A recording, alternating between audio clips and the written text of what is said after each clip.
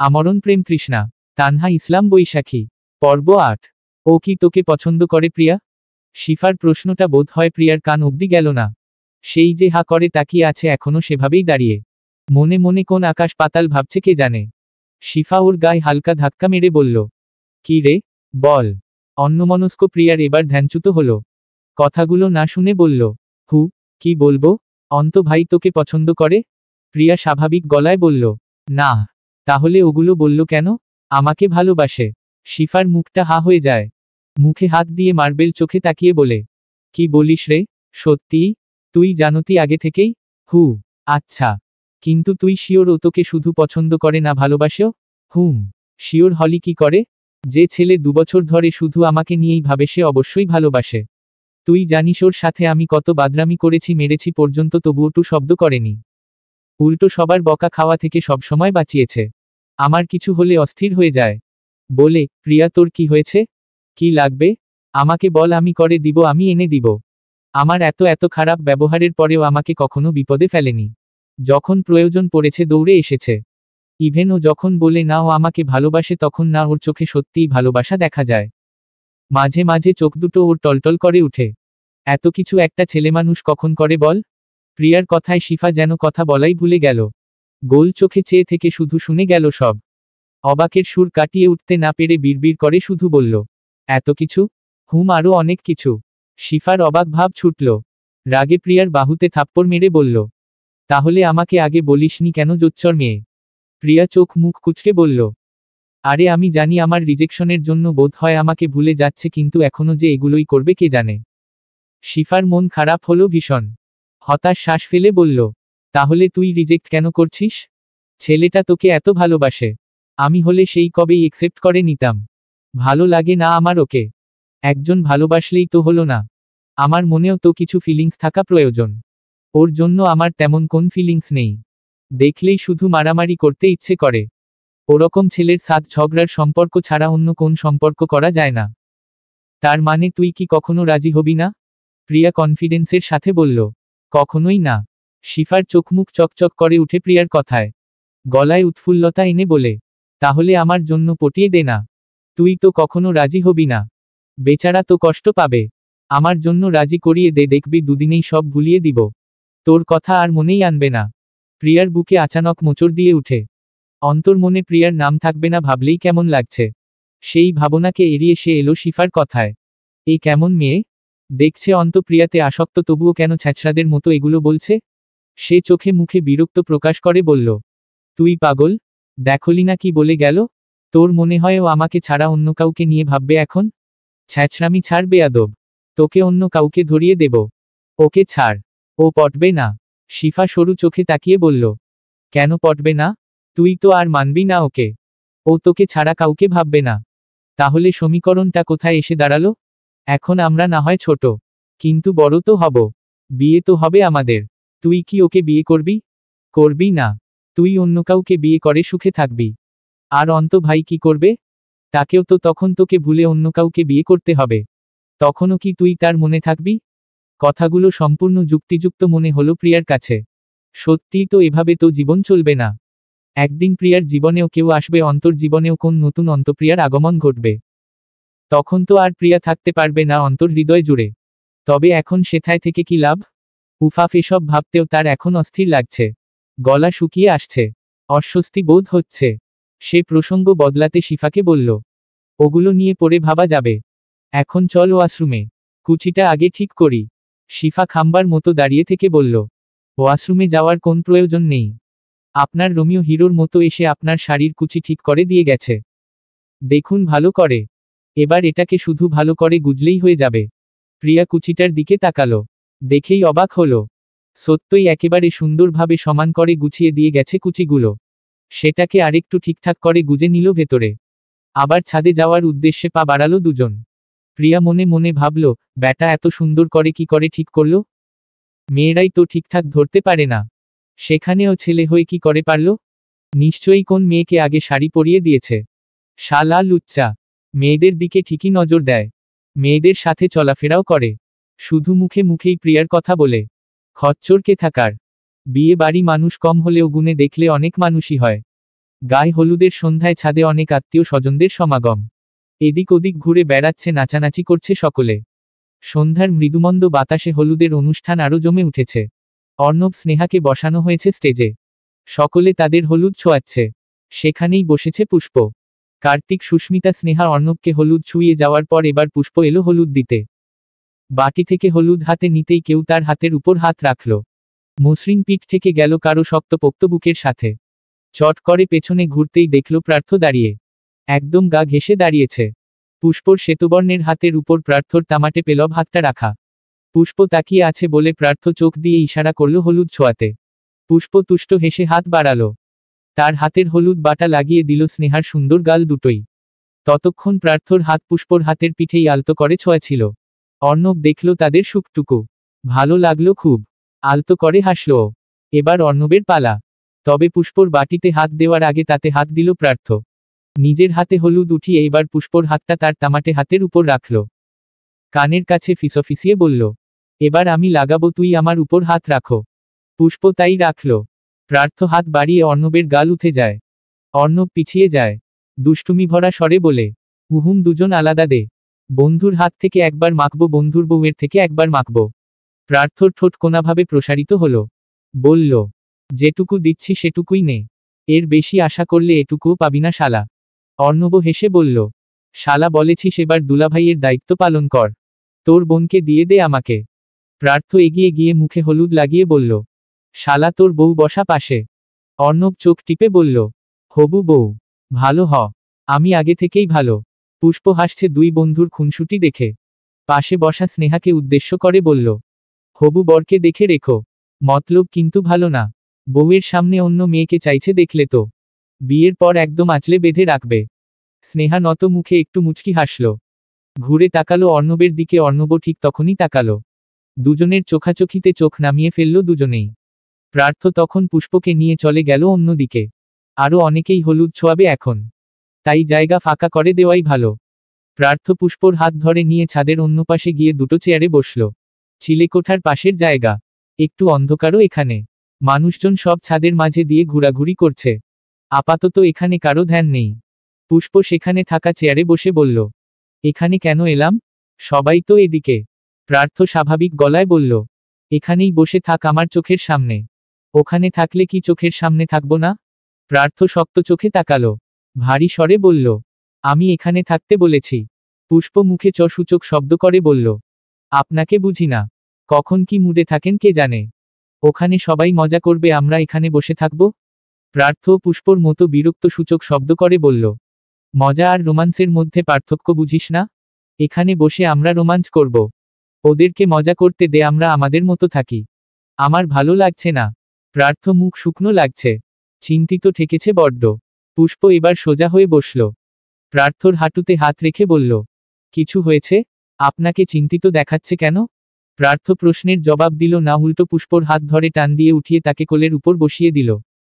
দুহাতে কোমর জড়িয়ে ধরল। চুপচাপ মুখ গুজল পুষ্পর কাঁধে। পুষ্প বুঝল পার্থর কিছু হয়েছে, কিন্তু কি হয়েছে বুঝতে পারছে না। একটু আগেও তো অর্ণব ভাইয়ের সাথে মজা করে এলো, এখন হলোটা কি? পুষ্প এক হাত বের করে পার্থ কাঁধ পেরিয়ে তার মাথায় হাত রাখল। হাত বুলিয়ে বলল, কি হয়েছে আপনার? আমাকে বলুন। খারাপ লাগছে? পার্থ দুপাশে মাথা নাড়ে। পুষ্প আবার বলে, তাহলে কি হয়েছে? এমন লাগছে কেন আপনাকে? ভালো লাগছে না ফুল? কখনো ছেড়ে যাস না আমায়। বাঁচতে পারবো না তোকে ছাড়া। তুই আমার অভ্যেসে বদলে গেছিস। দুনিয়ার সব সইতে পারলেও তোর তৃষ্ণা কখনো সইবে না। পুষ্পর বক্ষপট কেঁপে উঠে পার্থর মলিন কণ্ঠ শুনে। এ আবার কেমন কথা? পুষ্প কেন ছেড়ে যাবে তাকে? এত কষ্ট, এত ধৈর্যের ফল পার্থ। তাকে ছেড়ে যাওয়া কি মুখের কথা? পুষ্প দুহাতে পার্থর মুখটা ধরে তুলল। চোখে চোখ রেখে বলল, আপনার মনে হয় আমি আপনাকে ছেড়ে যাব কখনো? আপনি আমার আকাশ ভাঙা ধৈর্যের ফল। আপনি আমার হৃদয় জুড়ে বসন্তের কারণ। আমার ভালোবাসা। আপনাকে ছাড়ার কথা আমি ভাবতেও পারি না। সেখানে আপনি কি করে ভাবছেন এগুলো? পুষ্প দেখল পার্থর চোখ কেমন লালচে রঙের দেখাচ্ছে, যেন কান্না আসতে চাচ্ছে। সে প্রাণপণে আটকাচ্ছে তা। পার্থ কোনোমতে বলল, ভয় হচ্ছে ফুল। পুষ্প উদ্বিগ্ন হল। দুহাতের বুড়ো আঙ্গুল দিয়ে পার্থর মুখে স্লাইড করে আশ্বস্ত দিয়ে বলল, কেন? কেন ভয় হচ্ছে? আমি বললাম তো আমি কখনো ছাড়ব না আপনাকে। এসব অযাচিত ভাবনা মনে কেন আনছেন? আমি তো আপনারই। আমি কেন আপনাকে ছেড়ে যাব? আমার হৃৎপিণ্ড এখানে রেখে আমি কোথাও যেতে পারি? প্রার্থ তার পুরো ঠোঁট জোড়া এগিয়ে নিয়ে পুষ্পর পাতলা অধরে ছোট্ট চুম্বন এঁকে দিল। এরপর আবার জড়িয়ে ধরল তাকে। পুষ্পর বুকে মাথা রাখল। দুহাতের শক্ত বাঁধনে নিজের সাথে একদম মিশিয়ে রাখল তাকে। অস্পষ্ট স্বরে ছোট করে আওড়াল, ভালোবাসি ফুল। প্রার্থর ছোট কথাটাও পুষ্পর কানে গেল। প্রার্থর মাথায় আলতো করে ঠোঁট বসিয়ে বলল, আমিও। প্রার্থদের ঠিক অপোজিট পাশে ছাদের রেলিং ধরে দাঁড়িয়ে আছে প্রিয়া। দৃষ্টি সোজা নিচে রাস্তায়। ঝাড়বাতির আলোতে আবছা পরিষ্কার চারপাশ। হঠাৎ প্রিয়া টের পেল তার ঠিক পাশে এসে কেউ দাঁড়িয়েছে। চোখ তুলে পাশে তাকাতে দেখল অন্ত দাঁড়িয়ে। দৃষ্টি তার দূরের রাস্তায় আটকে আছে। প্রিয়া কিছু বলল না, চুপচাপ দাঁড়িয়ে রইল। পাশ থেকে হঠাৎ অন্ত বলে উঠল, ওই মেয়েটা কে ছিল? প্রিয়া ভ্রু কুঁচকে বলল, কোন মেয়ে? ওই তখন বললি আমার সাথে নাকি কথা বলতে চাইছে। প্রিয়া চোখা চোখে তাকালো অন্তর দিকে। মুখ বাঁকিয়ে বলল, ওকে দিয়ে কি করবে? অন্ত রাস্তায় তাকিয়ে বলল, পটাবো। প্রিয়া তড়িৎ গতিতে ঘাড় ঘুরিয়ে অন্তর দিকে তাকালো। অন্তর কোন হেলদোল নেই। প্রিয়া নাক সিকোয়ে তুলে বলল, লজ্জা করে না আমার সামনে এগুলো বলতে? কেন? তোর সামনে বলতে কিসের লজ্জা? তুই উল্টো আমাকে ওকে পটিয়ে দিতে সাহায্য করবি। প্রিয়ার রাগ হলো ভীষণ। একটু আগে যে এত প্রেমিক প্রেমিক ডায়লগও দিল সেগুলো কি ছিল তাহলে? আসলে ছেলেদের বিশ্বাসই করতে নেই। এদের মন কখনো এক নারীতে আসক্ত থাকে না। কি সহজে বলে দিল ওকে পটাবে। তাহলে প্রিয়াকে কেন এত এত ইমোশনাল কথা বলে আঘাত করে? সব নাটক। ছেলেদের দেহের প্রতিটা রগে রগে নাটকের প্রতিভা ছোটে। মনে মনে বকাঝকা দিতে দিতে রাগের পরিমাণ যেন বাড়ল। চলে যেতে পা বাড়াতে বাড়াতে বলল, ও তোমার জন্য এমনিতেও পাগল হয়ে আছে, যাও নিজে গিয়ে পটিয়ে নাও। তখনই অন্ত খপ করে প্রিয়ার কবজি ধরে ফেলে এক টানে নিজের কাছে নিয়ে আসে। প্রিয়া হাত ছাড়াবার চেষ্টা করলেও কাজ হয় না। অন্ত শক্ত করে ধরে আছে তার হাত। সে দুষ্টু স্বরে বলল, কোথাও কিছু জ্বলার গন্ধ পাচ্ছিস? প্রিয়া সে প্রশ্নে গেল না। হাত ছাড়াতে চেয়ে বলল, সাহস বেড়ে গেছে? অন্ত সাবলীল গলায় বলল, অনেক বেড়েছে। ছাড়ো আমাকে। না ছাড়লে কি করবি? তুমি এমন কেন করছো? এত সাহস এলো কোথা থেকে তোমার? অন্ত প্রিয়ার হাত মুড়িয়ে পেছনে নিয়ে নিজের হাতের মুঠোয় বন্দি করে রাখল। ঘুচিয়ে নিল নিজেদের মাঝের দূরত্বটুকু। হাতটা এমনভাবে ধরল যাতে ব্যথা না পায়। অন্তর তপ্ত শ্বাস তখন প্রিয়ার মুখে আছড়ে পড়ছে। এতক্ষণের শক্ত আবরণ থেকে আবার নিজের ক্যারেক্টারে ফিরে এলো অন্ত। বলল মলিন স্বরে, তোর জন্য দিন দিন সাহস বেড়ে যাচ্ছে। কি থেকে কি করছি নিজেও জানি না। আমার ভেতরের অন্তটাকে মেরে ফেলছিস তুই। কেন স্বীকার করছিস না আমাকে? আমার ভালোবাসা কম হয়ে গেছে? হয়নি তো। আমি তো আমার সবটা দিয়ে ভালোবাসি তোকে, তাহলে কমতি কোথায়? তুই জানিস তুই নিজেও আমার প্রতি দুর্বল হচ্ছিস। অন্য মেয়ের কথা বললে তোর এত গায়ে লাগছে কেন? আমি তো তোর খুব অপছন্দের, তাহলে আমি কাকে পটাবো, কোন মেয়ের সাথে প্রেম করব সেটা নিয়ে তোর জ্বলছে কেন বল? উত্তর নেই তো। উত্তর খুঁজতেও হবে না। যেদিন তোর চোখের সামনে দিয়ে অন্য কারো হয়ে যাব না তখন বুঝবি কি হারিয়েছিস। একটা মানুষ তোকে ঠিক কতটা ভালবেসেছিল সেটা সেই মানুষটাকে হারানোর পর বুঝবি। প্রথমে অন্ত কণ্ঠ মলিন সোনালিও পড়ে এসে তা কঠিন রূপ ধারণ করে। এতগুলো কথা শেষ করেই সে প্রিয়াকে ছেড়ে চলে যায় সেখান থেকে। প্রিয়া চোখে তখন উপচে পড়া জল। অন্তর প্রতিটা কথা কেন যেন নিজের মাঝে বিঁধছে খুব। অন্তপ্তের অজানা ব্যথায় চোখ ভরে উঠেছে। আসলেই কি সে ভালোবাসা পেয়েও পায় পিষে মারছে? এরকম করে কি কেউ কখনো তাকে ভালোবাসবে? মনে মনে তৈরি হচ্ছে হাজারটা প্রশ্নের। মস্তিষ্ক বলছে এক কথা, মন বলছে আরেক কথা। মস্তিষ্কে ঘুরে বেড়াচ্ছে একটাই কথা, অন্তর সাথে কখনো এমন সম্পর্ক হতে পারে না তোর। অথচ মন বলছে এই ছেলেটাকে হারালে ভালোবাসা নামক শব্দটাই হারিয়ে ফেলবি জীবন থেকে। গায়ে হলুদের ফাংশন জমজমাট হয়ে উঠেছে। ছাদের মাঝখানের স্টেজে সবাই নাচ গান করছে। বর বউয়ের গায়ে হলুদ ছোঁয়ানো শেষ। তারা আপাতত বাকি দর্শকদের সাথে বসে আছে সবার অনুষ্ঠানের পারফরমেন্স দেখার জন্য। রকি, হৃদয়, কার্তিকরা আজ আলাদা আলাদা ভাবে গান গেয়েছে নিজেদের মতো। ওদের সবার শেষে পালা এলো প্রার্থর। মাঝে রাখা একটা টুলের উপর বসে গিটার তুলে নিল হাতে। সেটাকে গলায় ঝুলিয়ে স্ট্যান্ড মাইকটা নিজের বরাবর সেট করে নিল। প্রথমে টুংটাং করে দুটো শব্দ তুলল তরঙ্গে। পেছনে রকি, হৃদয়, কার্তিক বিভিন্ন বাদ্যযন্ত্র নিয়ে বসে। আজ আর তাদের সাথে অর্ণব নেই। সে বর মানুষ, তাকে এখন গানে নেওয়া যাবে না। হবু বউয়ের পাশে বসিয়ে রেখেছে তাকে। সবাই উৎসুক হয়ে তাকিয়ে আছে প্রার্থর দিকে। কখন গান শুরু করবে? এর মাঝেই প্রার্থ পুষ্পর দিকে তাকিয়ে বলে উঠল, this song is dedicated to you my flower. সবার ও ধ্বনিতে মুখরিত হলো চারপাশ।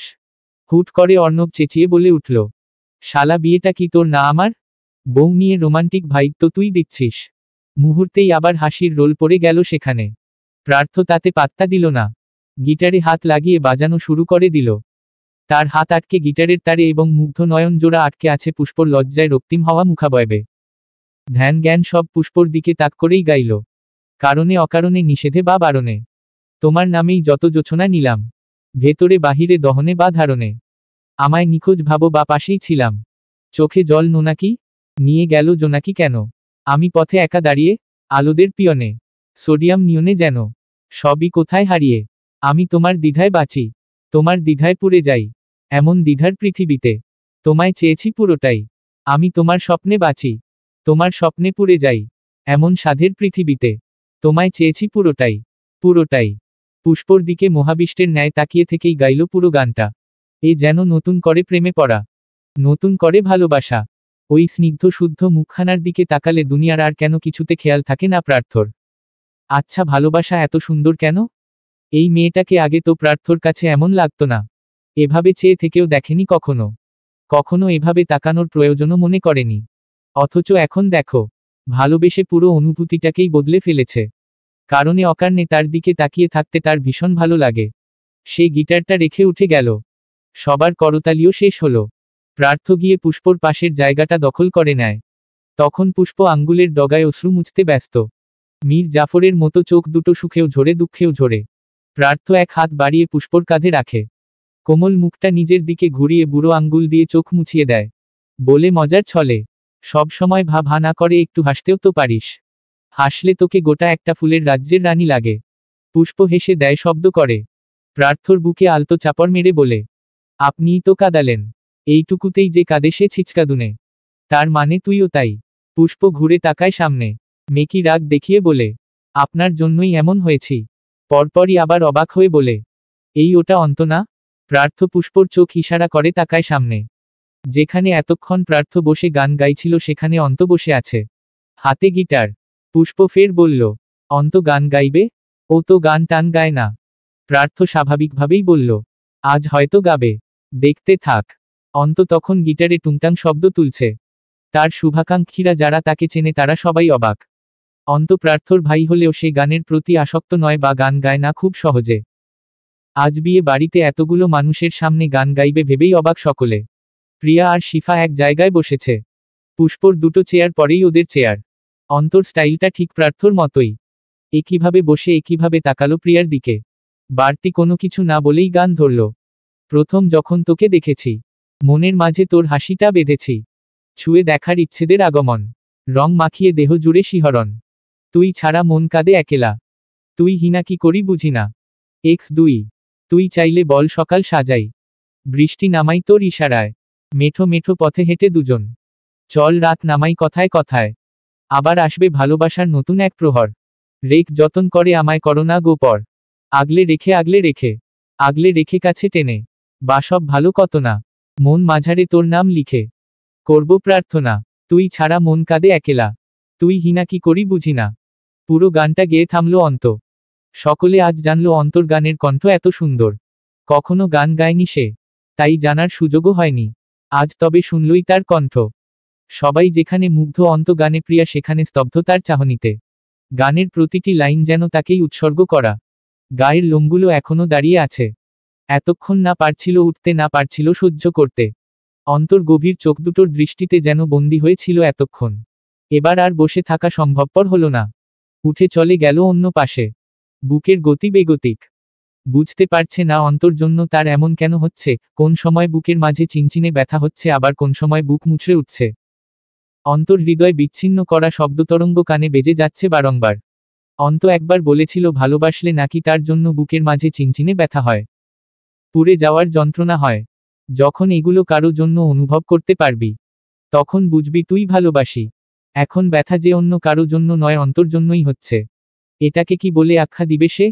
ভালোলাগা নাকি ভালোবাসা? গায়ে হলুদের ফাংশন শেষ হতে হতে গভীর রাত হলো। প্রার্থরা রওনা হয়েছে বাড়ির উদ্দেশ্যে। অর্ণব থাকতে বলেছিল কিন্তু প্রার্থ থাকলো না। 2-3 দিন হলো নতুন গাড়ি কিনেছে সে। বাসাও খুব একটা দূরে নয়। কালো রঙের টয়োটা এক্সিও গাড়িটি ছুটিয়ে বাড়িতে পৌঁছাতে মাত্র 15 মিনিট লাগবে। তাই আর বিলম্ব না করে বাড়ির উদ্দেশ্যেই ছুটল তারা। হৃদয় মোহকে নিয়ে বেরিয়ে গেছে ঘণ্টাখানেক আগে। এখানে শুধু রয়ে গেল কার্তিক, সুস্মিতা এবং রকি। গুনে গুনে ঠিক 15 মিনিটের মাথায় বাড়িতে এসে পৌঁছালো প্রার্থরা। ক্লান্ত শরীরে ধূপধাপ পা ফেলে চলে গেল নিজেদের রুমে ফ্রেশ হতে। সবার আগে চলে গেল প্রিয়া। আজ প্রান্তকে ফাংশনে নেওয়া হয়নি। গাড়ির পেছনের সিটে অন্ত আর প্রিয়া একসাথে বসেছিল। যতক্ষণ গাড়িতে ছিল ততক্ষণ যেন দম গলায় আটকে আছিল। গাড়ি থেকে নেমেই হনহন পায় বাড়িতে ঢুকে গেছে সে। পুষ্পর কেমন লাগলো কিন্তু কিছু বলল না। ভাবল অতিরিক্ত ক্লান্ত হয়তো। রাত তখন প্রায় 2টা। পুষ্প ফ্রেশ হয়ে গা এলিয়ে দিয়েছে বিছানায়। এখন একটু ঘুমাবে, আবার সকাল সকালেই উঠে পড়তে হবে। বাড়ির সামান্য কাজ, অর্ণবের বিয়ে নিয়ে আবার ব্যস্ত দিন কাটবে তার। এত ব্যস্ততা চলাফেরার মাঝেও প্রার্থ পুষ্পর প্রপার প্রোটেকশন করেছে। বারবার মনে করিয়ে দিয়েছে, পেটে আমাদের সন্তান, সাবধানে চল। ওখানে যাবি না, এখানে থাক, আমার চোখের সামনে থাকবি সবসময়, এটা খাবি না ওটা খা, আরও নানান কথা। তার নির্দেশেই চলেছে সারাদিন। পুষ্প খুব উপভোগ করেছে এগুলো। নিজেকে তার ছোট বাচ্চা মনে হয়েছে। একটা মানুষকে কেউ এভাবে আগলে রাখতে পারে তা তার অজানা ছিল। পুষ্পর বরং গর্ব হয়, এমন একটা মানুষকে সে ভালোবেসেছে যে তাকে তার থেকেও বেশি ভালোবাসে। শুয়ে শুয়ে এসব ভেবে ঠোঁটের কোণে হাসি ফুটে উঠল তার। লজ্জাও লাগলো কিছুটা। কিছুক্ষণ পর প্রার্থ ফ্রেশ হয়ে বের হলো ওয়াশরুম থেকে। ডিরেক্ট গিয়ে বাতি নিভিয়ে দিল। কেবল ডিম লাইটের স্বল্প আলোয় আলোকিত রইল কক্ষ। সে এসেই হুড়মুড়িয়ে শুয়ে পড়ল। পুষ্পকে আষ্টেপৃষ্ঠে জড়িয়ে ধরল। কোন বাক্য বিহীন মুখ গুজল পুষ্পর গ্রীবায়। এটা তার রোজকার অভ্যেস। এভাবে না ঘুমালে নাকি তার ঘুম হয় না। পুষ্প স্বাভাবিকের ন্যায় জড়িয়ে রাখল তাকে নিজের মাঝে। বেশ কিছুক্ষণ মনে মনে কিছু কথা ভাবল। একটু পর ভনিতা নিয়ে প্রার্থকে বলে উঠল, ঘুমিয়ে গেছেন? বিপরীত মানুষটা থেকে শব্দ এলো স্বাভাবিক স্বরে, উহুম। পুষ্প জিভে ঠোঁট ডোবালো। সংশয় নিয়ে শুধালো, একটা কথা বলবো? ওপাশ থেকে আবারও ভারী কণ্ঠ ভেসে এলো, বল। পুষ্প দুটো ঢোক গিলে বলল, রাগ করবেন না তো? উহুম। তাহলে বলবো। হুম। মনোদ্বিধা নিয়ে পুষ্প বলতে শুরু করল, আজকে অর্ণব ভাইয়াদের বাড়িতে ভাইয়ার মামির সাথে কথা হলো। তিনি বললেন তার নাকি প্রিয়কে খুব পছন্দ হয়েছে। তার ছেলে মানে অর্ণব ভাইয়ার মামাতো ভাই আমেরিকায় থাকে। সেখানকার সিটিজেন। বিজনেস করছে সেখানে। তিনি বললেন তার ছেলের জন্য প্রিয়কে দিতে। মানে আমি বড় বোন হিসেবে আমাকে বললেন। আব্বু আম্মুর সাথেও কথা বলতে চাইছেন তিনি। ছেলের ছবিও দেখালো, দেখতেও বেশ সুন্দর।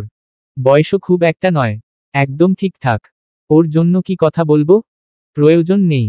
প্রার্থর ভারী স্বরে খানিকটা ঘাবড়ালো সে। পরপরই ভাবল, এটা তো জনাবের স্বভাব। একবার ঠোটকাটা হবে তো একবার গম্ভীর। কখন কোন মুডে থাকে কেউ বুঝতে পারবে না। সে সাহস করে আবার বলল, কিন্তু কেন, সম্বন্ধটা তো ভালো। তাছাড়া প্রিয়কে পড়াবেও। আমি বারণ করেছি। আবারও সেই একই স্বর। পুষ্প রেগে গেল এখন। বলল, কিন্তু কেন? সমস্যাটা কোথায়? প্রিয়র জন্য পাত্র ঠিক করা আছে। পুষ্প অবাক হল। ঘনপল্লব বিশিষ্ট নেত্রদ্বয় দুইবার পলক ঝাপটে বলল, কি বলছেন? কাকে ঠিক করে রেখেছেন? প্রার্থ ভনিতা বিহীন জবাব দিল, অন্তকে। পুষ্পর অবাকভাব আকাশ ছুল। প্রার্থর মুখটা টেনে তুলল সম্মুখে। দুহাত তার গালে রেখে দুচোখ ভরে অবিশ্বাস নিয়ে শুধালো, কোন অন্ত? কি বলছেন আপনি? আমাদের অন্ত। পুষ্পর বিশ্বাস হল না। ভ্রুকুটি করে বলল, আপনি পাগল? ওরা ভাই বোন সারাদিন ঝগড়া করে। আপনি প্রিয়র জন্য অন্তকে বেছে রেখেছেন কি মনে করে? মাথা খারাপ? অন্তর জীবন তেনা করে দিবে আপনার বোন। প্রার্থ পুষ্পর দিকে সরু চোখে তাকিয়ে বলল, ভাই বোন তো আমরাও ছিলাম। পুষ্প মিয়ে এলো। চোখ সরিয়ে বলল, আমাদের ব্যাপার তো আলাদা। আমি তো আপনাকে ভালোবাসতাম। কিন্তু ওরা, ওদের কথা একবার ভাবুন। সারাদিন পারলে ঝগড়া করবে দুজন। ওরা একসাথে কি করে থাকবে? আর সবচেয়ে বড় কথা, অন্তত কখনোই প্রিয়কে মানবে না। তোমার ভাইই পছন্দ করে প্রিয়কে। শুধু পছন্দ নয়, ভালোবাসে। কুলহারা প্রেমিক হয়ে ছন্নছাড়া ঘুরে বেড়াচ্ছে সে। পুষ্প আজ কি শুনল? এটা কি পৃথিবীর অষ্টমতম আশ্চর্য নয়? পুষ্পর কাছে তো এই চিরন্তন সত্যকেই অষ্টম আশ্চর্য মনে হচ্ছে। এটা কি করে সম্ভব? অন্ত ভালোবাসে, তাও প্রিয়কে। এটা কি বিশ্বাস করার মতো কথা? পুষ্প তখনও মার্বেল চোখে তাকিয়ে প্রার্থর দিকে। চোখ দুটো আরেকটু বড় করলেই যেন কোটর ছাড়িয়ে বেরিয়ে আসবে। পুষ্পকে অবিশ্বাসী চোখে তাকিয়ে থাকতে দেখে প্রার্থ ভ্রুকুচকে বলল, এত অবাক হওয়ার কি আছে? সারাদিন ওদের সামনে থাকি, সেটুকুও ধরতে পারিস না? পুষ্প রোবটের ন্যায় শুধু আওড়ালো। আপনি সত্যি বলছেন তো? কেন? কোন সন্দেহ আছে? আপনি কি করে জানলেন? অন্ত বলেছে আপনাকে? না, আমিই বুঝে নিয়েছি। তাহলে আমি কি করে বুঝলাম না? তোর সেই ক্ষমতা আছে নাকি? অন্তকে গভীরভাবে খেয়াল করলেই বুঝতি। ওদের ঝগড়ার মাঝেও অন্তর গভীর প্রেম লুকিয়ে থাকে। আমার চোখ এড়ায়নি সে প্রেম। প্রিয়ুর জন্য অন্তর চোখের কাতরতা স্পষ্ট দেখেছি আমি। প্রিয়ু জানে অন্তর অনুভূতি সম্পর্কে? প্রার্থ ঠোঁট উল্টে বলল, মেবি জানে। পুষ্প মাথায় হাত দিয়ে বলল, এ আপনি কি শুনালেন আমাকে? আমার মাথা ঘুরছে। প্রার্থ উদ্বেগ হয়ে পড়ে, অলস শরীরটা চটপটে হয়ে উঠে উদ্বিগ্নতায় পুষ্পর মুখে হাত রেখে চিন্তিত স্বরে বলে, কি হয়েছে ফুল? মাথা কেন ঘুরছে? খারাপ লাগছে? ডাক্তার ডাকবো? পুষ্প কথা বলা ভুলে গেল। ভ্যাবলার মতো তাকিয়ে রইল উন্মাদ প্রার্থর দিকে। সে তো শুধু কথার কথা বলেছে মাথা ঘুরছে, এতেই এত টেনশনে পড়ে গেল। প্রার্থর চোখে মুখে ভয়। পুষ্প প্রার্থর গালে হাত রেখে আশ্বস্ত করল তাকে, কিছু হয়নি আমার, আমি ঠিক আছি। এত টেনশন করছেন কেন? আমি তো কথার কথা বললাম। আমার মাথা ঘুরছে না, খারাপও লাগছে না। আমি একদম ঠিক আছি। আপনি শান্ত হন। এত কেন চিন্তা করছেন? প্রার্থ ঠোঁট গোল করে শ্বাস ফেলল, যেন এ যাত্রায় বেঁচে গেল সে। পুষ্পর কথা সে ওত শুনেনি। যখনই মাথা ঘুরার কথা কানে গেছে তখনই বুকে ধক করে উঠেছে। সব সময় ভয় থাকার ফল এটা। একটু খারাপ কিছু শুনলেই যেন ভয়েরা সব জেকে ধরে তাকে। এবার নিশ্চিন্ত শ্বাস ছেড়ে পুষ্পর হাতটা নিজের গালের উপর থেকে উঠালো প্রার্থ। হাতে আলতো চুমু খেয়ে মহাবিষ্ট কণ্ঠে বলল, ঘুমা ফুল, আর জ্বালাস না। ওদের নিয়েও আর ভাবতে হবে না। আমি অন্তকে সময় দিয়েছি। ও যদি প্রিয়ুর মন জয় করে নিতে পারে তবে আমি নিজে ওদের বিয়ে দিব, ততদিন প্রিয়ুর বিয়ের কথা বাদ। এবার তুই ঘুমা, আমাকেও ঘুমাতে দে। পুষ্প বলতে চাইল, কিন্তু প্রার্থ তার ঠোঁটে তর্জনী রেখে বলল, চুপ মারতে চাস আমাকে? কত রাত ঘুমাতে পারি না জানিস? এখানে একটু শান্তিতে ঘুমাতে দে আমাকে। আমার শান্তি প্রয়োজন। পুষ্পর আর জিজ্ঞেস করার সাহস হলো না কেন সে রাতে ঘুমাতে পারে না। এই প্রশ্ন জিজ্ঞেস করার আগে প্রয়োজন মনে করল প্রার্থর ঘুম। সে দুহাত ছড়িয়ে দিল তার মাঝে মাথা রাখার জন্য। প্রার্থ তার হাতের ফাঁক গলিয়ে আবার শুয়ে পড়ল তার গ্রীবায়। নিমিষেই স্তব্ধ হয়ে গেল কক্ষ। প্রার্থ আবেশে চোখ বুজে নিল। শান্তিতে ঘুমাতে চাইল একটু। কিন্তু পুষ্পর আর ঘুম এলো না। শুধু প্রিয়া আর অন্তকে নিয়েই ভাবতে লাগল। তার সমীকরণ সব উলটপালট হয়ে যাচ্ছে। অন্ত প্রিয়া কি করে এক হবে? ওদের মিল তো মনে হয় অসম্ভব। কিন্তু যদি তাদের মিল হয় তবে মন্দ হয় না। অন্ত নিতান্তই ভদ্র ছেলে। প্রিয়ার মতো চঞ্চল মেয়ের জন্য অন্তর মতো ছেলেই পারফেক্ট। শুভ্রকায় দিনটি প্রায় শেষ হতে চলল। সূর্য ক্রমশ হেলে পড়ছে পশ্চিমাকাশে।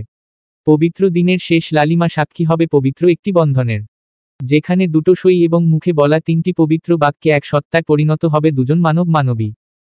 আজ সেই কাঙ্ক্ষিত দিনটি। অর্ণব স্নেহার বিয়ে। এই তো সময় হয়ে এসেছে প্রায়।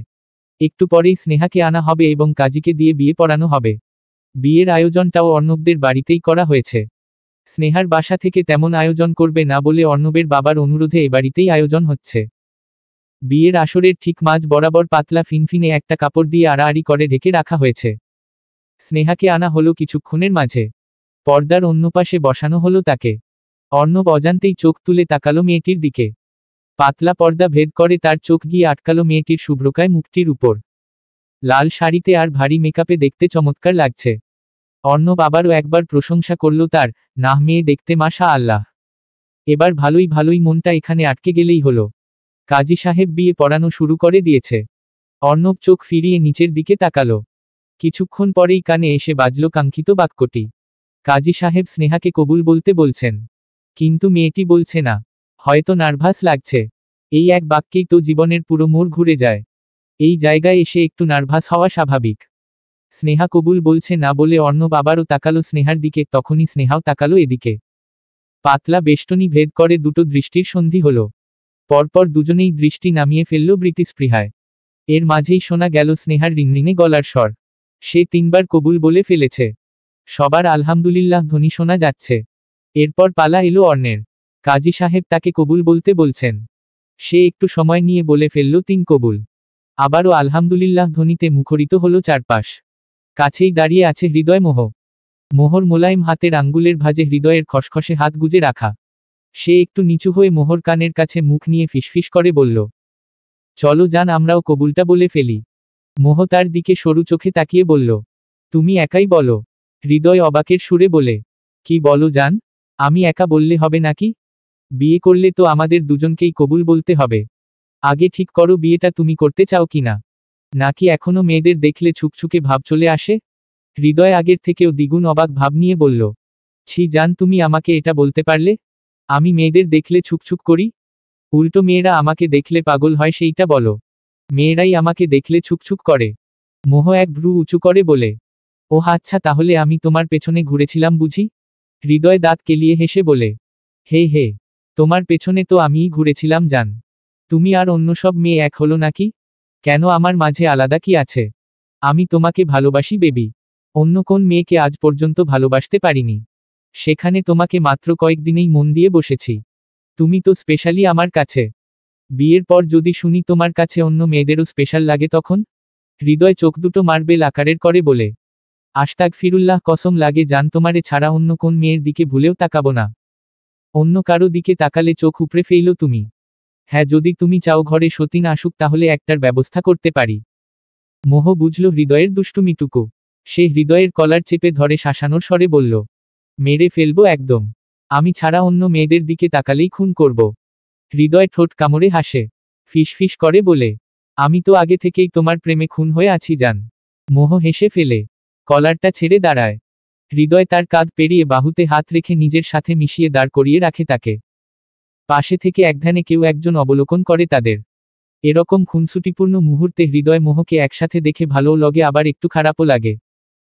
হাজার হোক সে অন্য কারো কোন একসময় তার জন্য প্রিয়ার মন কেমন করত তো। এইটুকু খারাপ লাগা স্বাভাবিক। প্রিয়া ওদের থেকে চোখ ঘুরিয়ে ডানপাশে তাকায়। অন্য একজোড়া চোখ তার উপর নিবিষ্ট দেখে আঁতকে উঠে সে। চোখ নামিয়ে ফেলে তত্র। আর ভাল্লাগে না। এই ছেলে এমনভাবে তাকায়, প্রিয়ার বুক ছলকে দিতে তার ওই চাহনিটুকুই যথেষ্ট। প্রিয়ার ষষ্ঠ ইন্দ্রিয় বলছে অন্ত এখনো তাকিয়ে আছে তার দিকে। সে চোরাচোখে আবার একটু তাকায় অন্তর দিকে। আবারও সেই চোখাচোখি। তবে এবার প্রিয়া আর চোখ নামালো না। ভ্রু কুচকে তাকিয়ে রইল তার দিকে। প্রিয়াও দেখবে এই অন্ধের বাচ্চা কতক্ষণ তাকিয়ে থাকে তার দিকে। এমনিতেও প্রিয়ার বুক কাঁপছে অন্তর চাহনিতে, তবুও সে টলল না। চোখ বাঁকিয়ে তাকিয়ে রইল। হঠাৎ অন্ত করে বসল এক অপ্রীতিকর কাণ্ড। বোকাসোকা ছেলেটা চশমার ভেতর থেকেই চোখ টিপল। প্রিয়া হোঁচট খায়। বিষম খাওয়ার জোগাড় হয়। এদিকে অন্ত চোখ টিপে ঠোঁট কামড়ে হেসে প্রস্থান নেয় সেখান থেকে। প্রিয়া হা করে তাকিয়ে থেকে দেখে তার প্রস্থান। এ আবার কোন অন্ত? অন্ত মেয়েদের দেখে চোখও মারতে পারে? আল্লাহ, প্রিয়া এতদিন কোথায় ছিল? এই অন্ত কোথায় ছিল? ভোলাভালা অন্ত কোথায় হারিয়ে গেল? একটা মানুষের এতটা পরিবর্তন কি করে সম্ভব ভেবে ভেবেই আশ্চর্য হচ্ছে প্রিয়া। চল আমরা আবারও বিয়ে করি। প্রার্থর এহেন ছেলেমানুষি কথায় সরু চোখে তার দিকে তাকালো পুষ্প। অর্ণবের বিয়ে দেখে এখন কি তারও ভীমরতি হলো নাকি? পুষ্প বাঁকা চোখে তাকিয়ে প্রশ্ন করল, বিয়ে মানুষের কয়বার হয়? প্রার্থর সোজা কথা, যতবার তারা বিয়ে করতে চায়। আর আপনাকে কে বলল এমন আজগুবি কথা? কে বলবে? আমিই বললাম। চল আমরা আবার বিয়ে করি। প্রথমবার বিয়ে করে কোন ফিল পাইনি। যেদিন বিয়ে সেদিন বাসর করতে না পারলে বিয়ে বিয়ে ফিল পাওয়া যায় নাকি? প্রার্থর লাগামহীন কথায় বিরক্ত হয় পুষ্প। নাক মুখ কুচকে বলে, ছি, কিসব কথা, মানুষ বাসরের জন্যই শুধু বিয়ে করে নাকি? প্রার্থ মুখে সূচক শব্দ করে বলে, এত কথা বাদ। আমার আবারও বিয়ে করতে ইচ্ছে করছে। আমি আবারও বিয়ে করব। তাতে তুই রাজি থাক বা না থাক সেটা তোর ব্যাপার। পুষ্প ভ্রু উঁচিয়ে বলে, আচ্ছা, আমি রাজি না থাকলে বিয়েটা করবেন কাকে?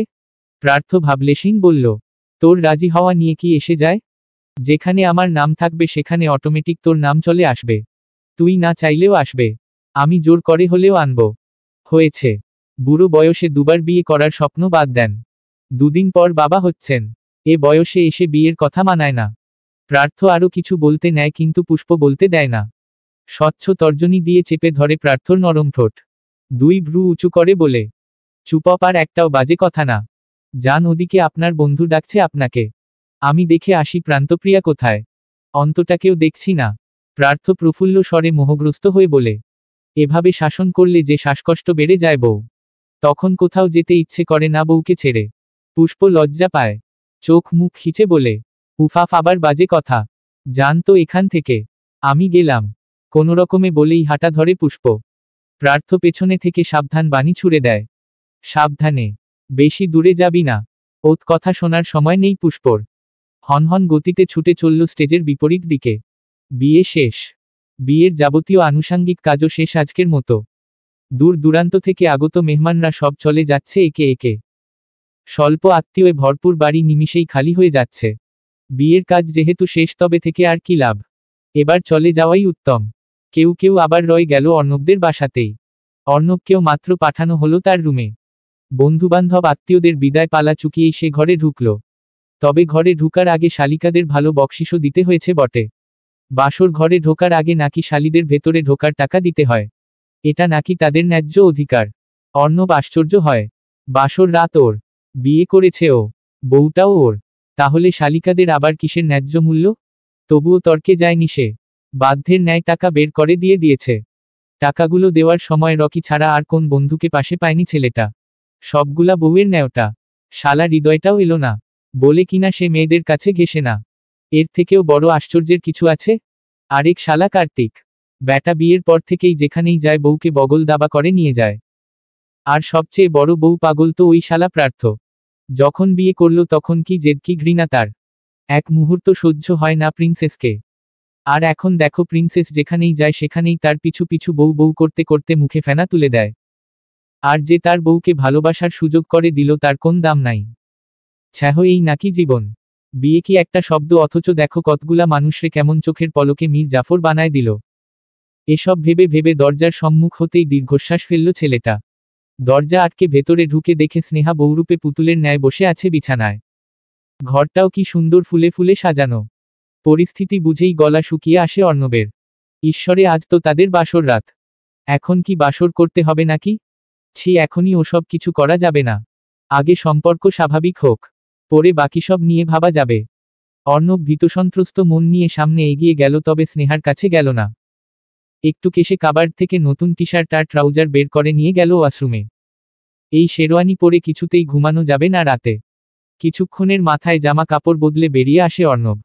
তখনও স্নেহা একইভাবে বিছানায় বসে। অর্ণব কি বলবে বুঝতে পারছে না। পুরো ঠোঁট ভেজালো জিহ্বা দিয়ে। মুখ ফুটে বলেই ফেলল, আপনি বসে কেন? শুয়ে পড়ুন, নিশ্চয়ই অনেক ক্লান্ত। আমার একটু দরকারি কাজ আছে ল্যাপটপে, আমি কাজটা সেরেই আসছি। কোনোরকমে কথাগুলো বলে চোরের মতো গিয়ে টেবিলের সামনে বসল। ল্যাপটপ বের করে আবোল তাবোল টিপে চলল। হঠাৎই শোনা গেল মেয়েলি রিংরিংয়ে কণ্ঠস্বর। শুনুন। অর্ণব ফট করে তাকায় স্নেহার দিকে। প্রশ্নসূচক দৃষ্টিতে তাকাতেই স্নেহা বলে উঠে, শাড়ি পরে ঘুমানোর অভ্যেস নেই, এটা অনেক ভারী, চেঞ্জ করব আমি। আমার লাগেজটা। আধা বলা বাক্যটা আর পূরণ করতে হলো না তাকে। অর্ণব বুঝে নিল পরেরটুকু। কিছু একটা মনে করে বলল, কাবার্ড থেকে আমার জামা নেওয়ার সময় দেখলাম আপনার জামা কাপড়ও রাখা। আম্মু বোধ হয় আপনার জন্যই রেখেছে ওগুলো। চেঞ্জ করে ঘুমিয়ে পড়ুন। স্নেহা তাই করল। কাবার্ড খুলে দেখে তার জামা কাপড়ও রাখা অর্ণবের জামার পাশে। মেয়েটা লাজুক হেসে নিজের জামা নিয়ে চলে গেল চেঞ্জ করতে। একটা কমলা রঙের চুড়িদার পরে বেরিয়ে আসে সে। মেকআপের আস্তরণটাও তুলে ফেলে।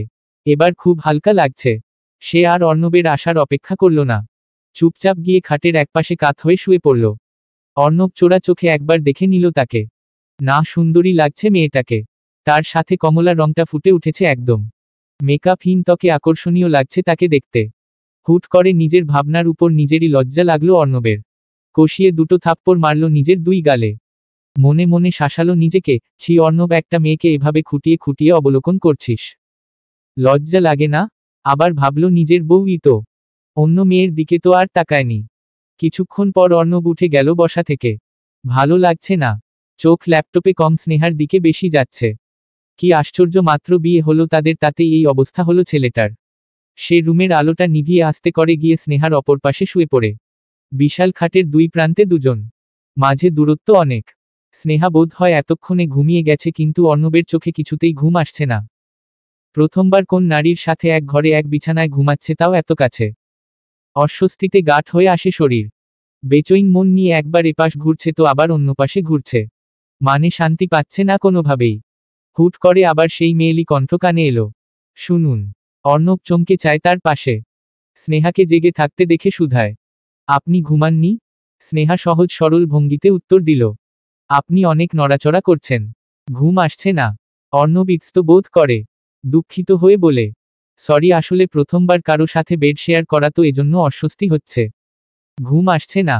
স্নেহা আবারও সরলভাবে বলল, এখন থেকে তো রজি বেড শেয়ার করতে হবে। তখন অভ্যেস হয়ে যাবে, সমস্যা নেই। স্নেহা একটু হেসে বলল, আচ্ছা আপনাকে একটা কথা জিজ্ঞেস করব? অর্ণব কৌতূহল নিয়ে বলে, হ্যাঁ করুন। আগে আপনি আপনি বলা বন্ধ করুন। তুমি বলুন। আমি আপনার থেকে ছোটই। আপনি শুনলে নিজেকে বুড়ি লাগে। অর্ণব হেসে বলল, আচ্ছা তাই হবে। আচ্ছা তাহলে বলি। হু। স্নেহা একদম ডিরেক্ট প্রশ্ন করে বসল, আপনি কাউকে ভালোবাসেন বা ভালোবাসতেন? অর্ণব হোঁচট খায় তার এমন কথায়। এ সময় এমন প্রশ্নটা সে কশ্চিনকালেও আশা করেনি। সে নিজেকে সংযত রেখে বলল, হঠাৎ এরকম প্রশ্ন করলেন যে? আসলে আপনাকে আমি খেয়াল করেছি খুব ভালোভাবে। আমাকে বিয়ে করার পিছনে আপনার কিছু সূক্ষ্ম কারণ আছে, সেটা তো আপনি বলেছেন জানি। কিন্তু সেই কারণটা কি অন্য কাউকে ভালোবাসা নিয়ে? অর্ণব এবার আর হোঁচট খায় না, বরং অবাক হয় মেয়েটার বুদ্ধিতে। সে যতটা বোকা ভেবেছিল ততটা বোধ হয় না মেয়েটা। নয়তো তার মনের খবর কি করে তার অবধি পৌঁছাবে? স্নেহা ভাবে অর্ণব বোধ হয় উত্তর দিবে না। হয়তো তার প্রশ্নটাকে বাজেভাবে দেখেছে। এসব ভেবে একটু ভয় পেল মেয়েটা। তবে তার ভয়কে ভেঙে দিয়ে অর্ণব হাসিমুখে নির্দ্বিধায় সব স্বীকার করল।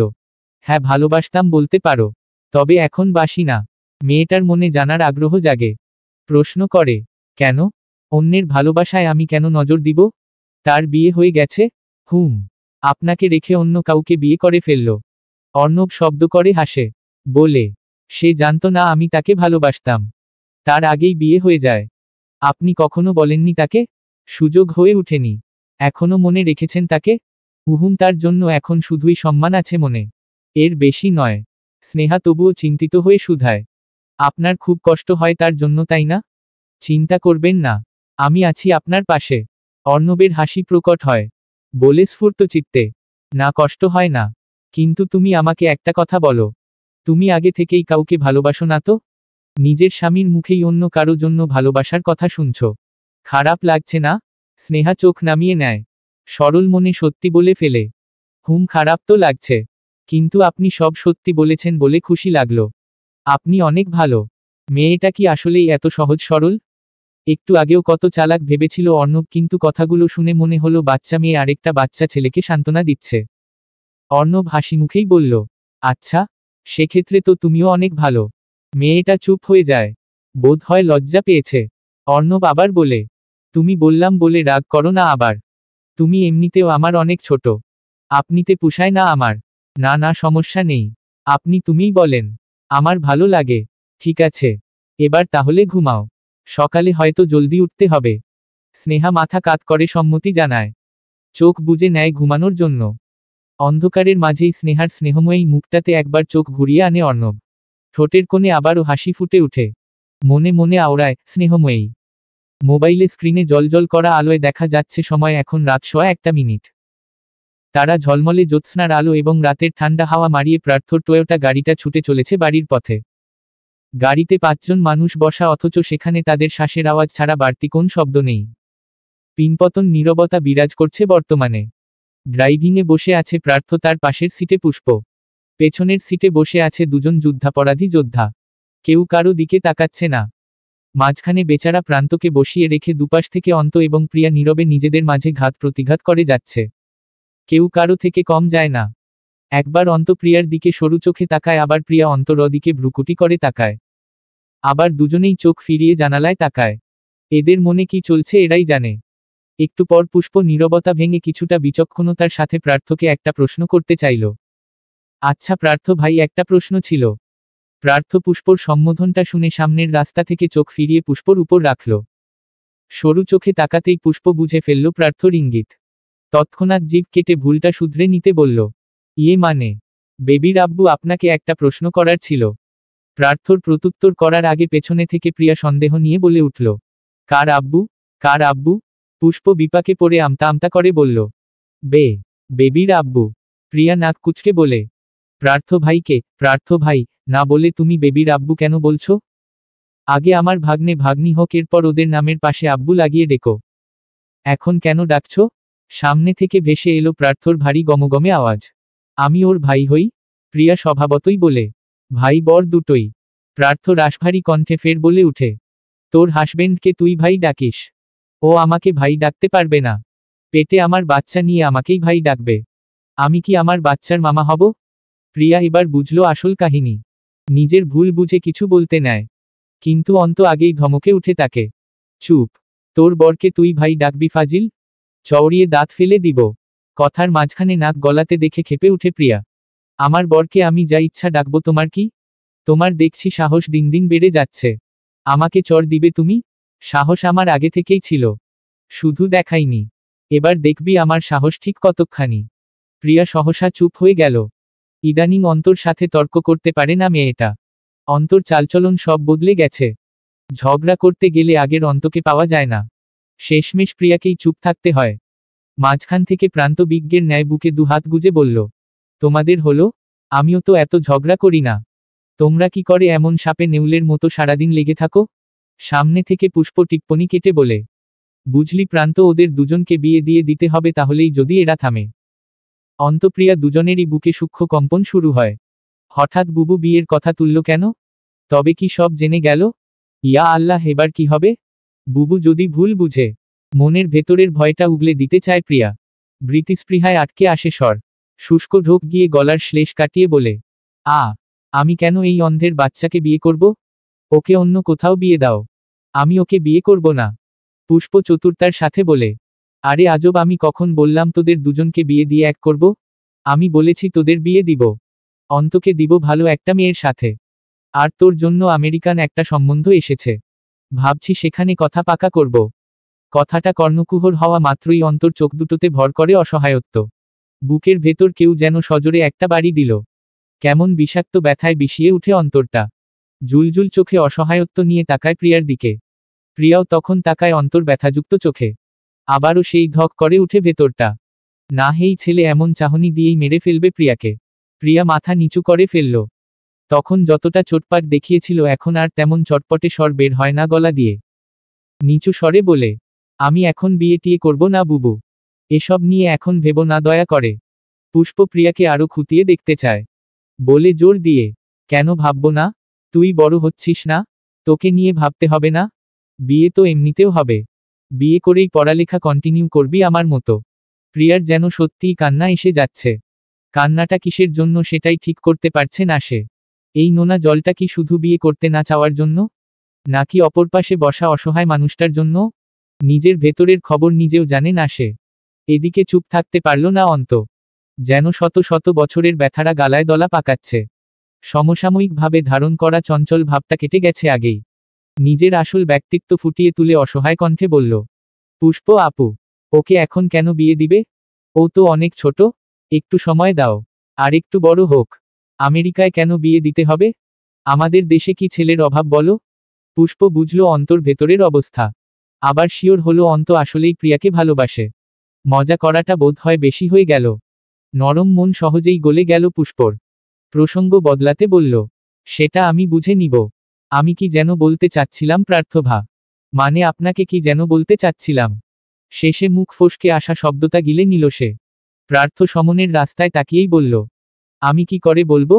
পুষ্প কিছু মনে করে বলল, ও হ্যাঁ, বলছিলাম আপনাদের বন্ধুদের সবার তো বিয়ে হয়ে গেল। এখন আছে হৃদয় ভাইয়া আর রকি ভাইয়া। হৃদয় ভাইয়ার তো মোহ আছে। দুদিন পরেই আবার দাওয়াত খেতে হবে আমাদের। কিন্তু রকি ভাইয়ার কি খবর? তাকে কি বিয়ে শাদী দিবেন না? আমি তো তাকে সবসময় একাই দেখি। প্রার্থ মনোযোগ ড্রাইভিংয়ে রেখেই স্বাভাবিক স্বরে বলল, ওর বর্তমান গার্লফ্রেন্ড ইতালিতে থাকে। এটা যদি টিকে যায় তবে হৃদয়ের পরেই ওর পালা। পুষ্প খুশি হয়ে বলে, যাক, তবে আপনারা সবাই মিঙ্গেল আছেন। আপনাদের গ্রুপের কেউ আর ব্যাচেলার থাকবে না। আবারও নীরবতা। আরেকটু পথ পেরোলেই চৌধুরী বাড়ির গেট। গন্তব্যে পৌঁছানোর ঠিক আগ মুহূর্তে প্রার্থ আউর চোখে তাকালো পুষ্পর দিকে। এক সেকেন্ডের জন্য চোখ ফিরিয়ে আনতেই সতর্ক হলো ফের। আতঙ্কিত চোখে ঘাড় ঘুরিয়ে পুরোপুরিভাবে তাকালো পুষ্পর দিকে। পুষ্পকে চোখ বুজে থাকতে দেখেই নড়ে উঠল প্রার্থ। মাত্রই তো কথা বলছিল। বাড়ির এত কাছে এসে এইটুকু সময়ে ঘুমিয়ে যাওয়ার মানুষ তো পুষ্প নয়। সে গাড়ির স্পিড কমিয়ে বা হাত রাখল পুষ্পর গালে। ডাকল, ফুল। কি হয়েছে? আর কিছু বলতে পারল না প্রার্থ। মুখটা ধরে ঝাঁকানোর ফলে পুষ্পর মাথাসহ পুরো শরীর টলে পড়ল প্রার্থর হাতে। এবার টনক নড়ল প্রার্থর। ভয় কেঁপে উঠল চারপ্রকোষ্ঠ বিশিষ্ট হৃৎপিণ্ড। মস্তিষ্কের প্রতিটি নিউরন জানান দিচ্ছে বিপদের আভাস। সে তৎক্ষণাৎ জবরদস্ত একটা ব্রেক কষল। গাড়ির প্রথম টায়ার দুটে এসে ঠেকল বাড়ির গেটের সামনে। প্রার্থ সিটবেল্ট খুলে এগিয়ে যায় পুষ্পর দিকে। বারবার গাল ঝাঁকিয়ে অস্থির চিত্তে ডাকে তাকে। ফুল, ফুল। কি হলো জান? এই মজা করছিস আমার সাথে? উঠো ফুল। পুষ্প উঠে না। বেহুশ পড়ে থাকে প্রার্থর হাতে। পেছনে থেকে অন্তরাও বিচলিত হয়ে পড়ে। তখনই প্রার্থ অন্তকে উদ্দেশ্যে করে ত্রস্ত স্বরে বলে উঠে, অন্ত ড্রাইভিংয়ে আয়।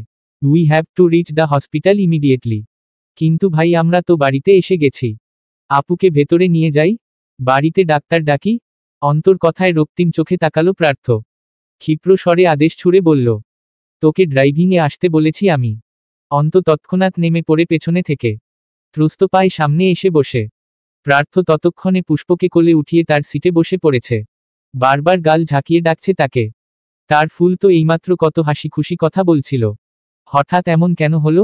প্রেগন্যান্সির জন্য? নাকি অন্য কোন কারণে? প্রার্থর আত্মা শুকিয়ে যায়। ভেতর থেকে একটু পানি চায় তৃষ্ণার্ত গলাটা ভেজানোর জন্য। পেছনে থেকে প্রিয়া কেঁদে ফেলেছে প্রিয় বুবুকে অবচেতন অবস্থায় দেখে। ছোট্ট প্রান্তটাও ফুপিয়ে ফুপিয়ে কাঁদছে। কেঁদে কেঁদে ফুল আপু বলে ডেকে যায়। কিন্তু ফুল আপু আর উঠে না। একটা মেয়ে চারটা মানুষের হৃৎস্পন্দন থমকে দিয়ে কি সুন্দর ঘুমাচ্ছে দেখো। গাড়ি থেকে পানির বোতল নিয়ে বার কয়েক ছিটিয়ে দিল পুষ্পর মুখে। তবুও কোনো সাড়া পেল না। প্রার্থর মনে হলো তার থেকে অসহায় ব্যক্তি বোধ হয় দুটো নেই। নিজের কোলের মাঝে নিজের স্ত্রী বেহুশ হয়ে পড়ে আছে। সে তাকে হুঁশে আনতে পারছে না, ডেকে তুলতে পারছে না। সারাদিন চোখে চোখে রাখার পরেও চোখের সামনেই অঘটন ঘটে গেল। মনের মাঝে সকল নিষিদ্ধ অবাঞ্ছিত ভাবনারা এসে ঘুরপাক খাচ্ছে। ভয়ের পরিমাণ যেন বাড়িয়ে দিচ্ছে। এত কিছুর পরেও যখন জ্ঞান ফিরে না তখন বুকের মাঝে জাপটে ধরল পুষ্পর মাথাটা। পুষ্প হুঁশে থাকলে বোধ হয় শুনতে পেত এই পেশিবহুল বুকটার ভেতরের ছোট্ট হৃদযন্ত্র নামক বস্তুটা ঠিক কেমন গতিতে ছুটে চলছে। কতটা দ্রুত গতিতে ধুকপুক করে চলেছে। গাড়ি ফুল স্পিডে ছুটে চলেছে। মধ্যরাতের শুনশান রাস্তায় অন্ত হাওয়ার গতিতে উড়িয়ে নিয়ে যাচ্ছে গাড়িকে। ড্রাইভিংয়ে খুব একটা পাকা নয় সে। সবে শিখেছে গাড়ি চালানো। তেমন অনুশীলনও নেই। তবুও ঝুঁকি নিয়ে ছুটে চলল সে। 30 মিনিটের রাস্তা তাদের কাছে আর ফুরাচ্ছে না। বিপদের সময় কি সব এমন ধীর হয়ে যায়? নাকি মানুষের মস্তিষ্ক অচল হয়ে যায়? সকাল 7টা। কাল রাত 1:30টার দিকে হসপিটালে এসেছে 4 জন।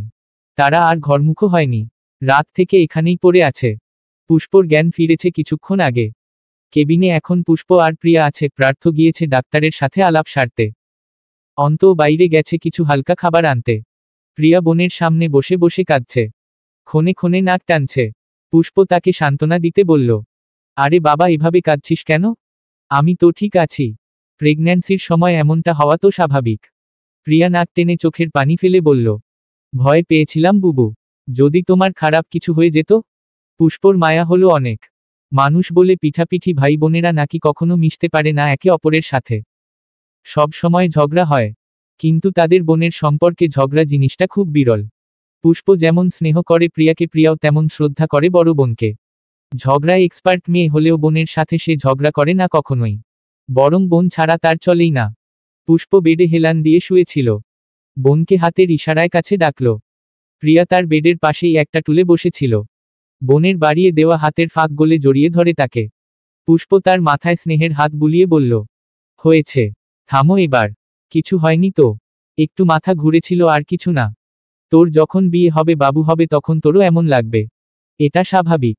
এই নিয়ে এত চিন্তা করতে হয় নাকি পাগল?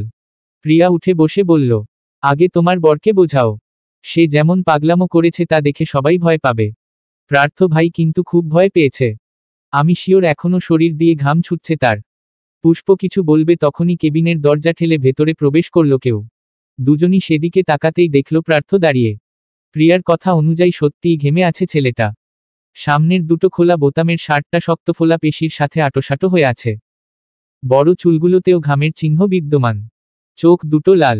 জ্ঞান ফেরার পর এখন সে পুষ্পর দেখা পেল। এবার বুকের ভেতর হালকা লাগছে। সে আস্তে ধীরে এগিয়ে যায় সামনে।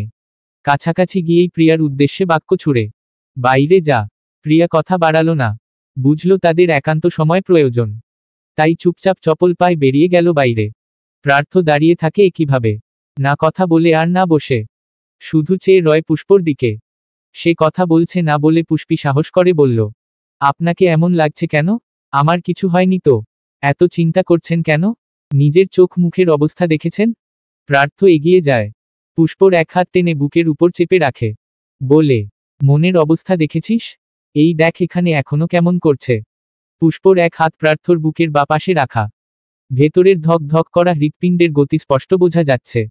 কি জোরে জোরে ছুটছে যন্ত্রটা। সে অন্য হাত নিয়ে প্রার্থর গালে রাখে। মায়া ভরা কণ্ঠে বলে, এত চিন্তা করে নিজের ক্ষতি কেন করছেন? আপনি শিক্ষিত ছেলে। আপনার তো জানার কথা প্রেগন্যান্সিতে এরকম হরমোনাল প্রবলেম হয়ই। এতে এত চিন্তা করলে চলবে? আমি কি আপনাকে ছেড়ে যাচ্ছি নাকি? এত সহজে ছাড়ছি না আপনাকে। প্রার্থ আলতো হাতে তাকে গিয়ে জড়িয়ে ধরল। মাথায় চুলের ভাঁজে চুমু দিয়ে বলল, আমি ছাড়তে দিচ্ছিও না। পুষ্প দুহাত প্রার্থর পিঠে রেখে ভালোভাবে জড়িয়ে নিল তাকে। বলল, তাহলে এত ভয় কিসের? ভয়টা যে কিসের সেটা তো আর পুষ্পকে বলা যাবে না। ভয়টা প্রার্থর মনেই থাক। দুঃস্বপ্নগুলো স্বপ্নেই শেষ হোক। শুধু দুঃস্বপ্ন হলেও হতো। কিন্তু আজ ডাক্তার কি বলল? ডাক্তারের কথাতেই প্রার্থর প্রাণ যাচ্ছে আর আসছে। এই অজ্ঞান হওয়াটা নাকি শুধু প্রেগন্যান্সির জন্য নয়, অন্য কোন কারণ আছে যা তারা এখনো ধরতে পারেনি। পুষ্পর কিছু টেস্ট করা হবে, এরপরই বুঝবে সব। প্রার্থ মনে মনে শুধু দোয়া করছে যাতে খারাপ কিছু না হয়। খারাপ কিছু কথাটুকু ভাবলেও অস্থির লাগছে। প্রার্থ পুষ্পকে ছেড়ে তার মুখোমুখি বসল। পুষ্পর শুষ্ক ঠোঁটে ছোট চুমু খেল। ভয় বা ভয়ের কারণ কিছুই বলল না। গালে হাত রেখে শুধু বলল, ভয় নাই, শূন্যতা। তোকে জ্ঞানশূন্য দেখলে ভেতরে সবকিছু শূন্য শূন্য লাগে। কেবিনের বাইরে সারিবদ্ধ চেয়ার রাখা।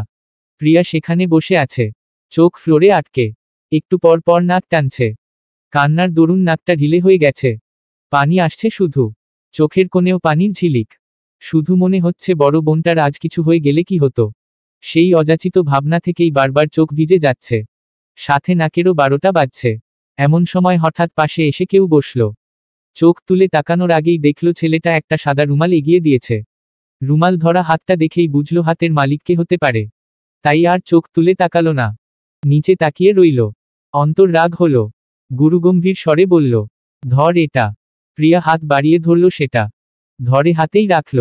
রুমালের ডিজাইনটা দেখল। এটা অহনা বেগমের হাতের কাজ। ভদ্রমহিলা অবসরেও খালি থাকে না, কিছু না কিছু করতেই থাকে।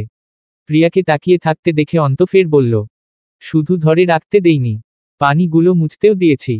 প্রিয়া রুমালটা নাকে চেপে শব্দ করে নাকের সবটুকু পানি মুছে ফেলল। নাকটাক মুছে রুমাল ভরিয়ে দিয়ে আবার অন্তকে ফেরত দিতে নেয়।